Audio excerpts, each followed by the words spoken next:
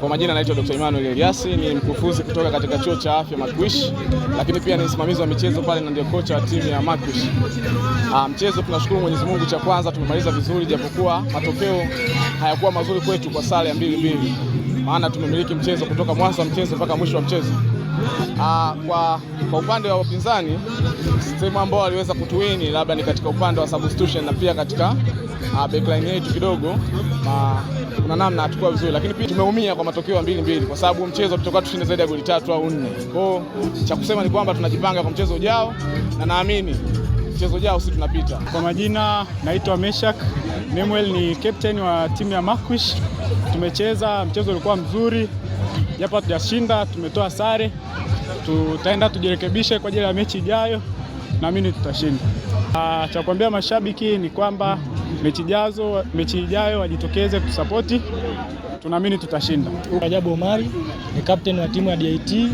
Mchezo kiujumla ulikuwa mzuri kwa upande wetu na upande wa wenzetu, japo matokeo hayajawa rafiki kwetu sote, ila tunaamini wakati ujao tutajirekebisha makosa madogo madogo, tuweze kurekebisha pale tulipokosea. Sisi na wapinzani wetu wote tulikuwa na makosa ya kufanana. Mlitangulia nyewe kufunga, mkarejeshewa na mkarejesha tena. Changamoto kwa nini hasa? Changamoto na hisi wote tuna matatizo ya kiukabaji. Hivyo wakati ujao tutarekebisha pale tulipokosea. Unaambia nini mashabiki wa DIT waje kwa support kama ni wanafunzi wenzao? Mashabiki wa DIT na wasi wajitokeze kwa wingi wakati ujao waje kutupa support. Leo walijitokeza lakini support yao bado ipo chini sana. Wakati ujao wajitokeze kwa wingi, support yao iwe juu, watusupport tuweze kuibuka na ushindi. Sawa, kwa majina anaitwa Mr. Sosten Ruben Kiando, ni kocha wa timu ya DIT Football Club. Leo tulikuwa na mchezo wa kwanza wa ufunguzi kati ya DIT na Makwish, mchezo ambao umemalizika kwa sare ya bao 2-2.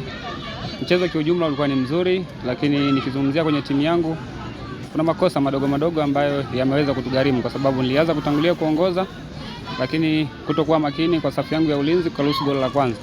Lakini pia wakafanya kosa jingine, wakaruhusu goli la pili kwa mkwaju wa penalti. Nikarudi nikawarudisha wakae kwenye form ili waweze kutafuta ushindi, lakini wakapambana, wakapata goli la kusawazisha, tukashindwa kupata hilo goli la tatu. Unahisi changamoto iko wapi mpaka mkisha mnaruhusu mabao na nyinyi mnasawazisha?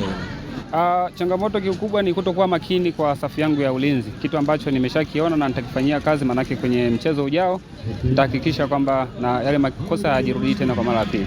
Kama nyie DIT, malengo ni yapi hasa katika mashindano haya ya Chuo Challenge? Kama DIT tumetoka kwenye taasisi, tumekuja kwenye mashindano haya, lengo kubwa likiwa ni kwamba lazima tufike fainali na tuchukue ubingwa, si kuishia tu fainali. Kwa unaambia nini mashabiki wa DIT ambao wamekuja kwa wingi hapa wanapiga kelele ndani ya zote 90?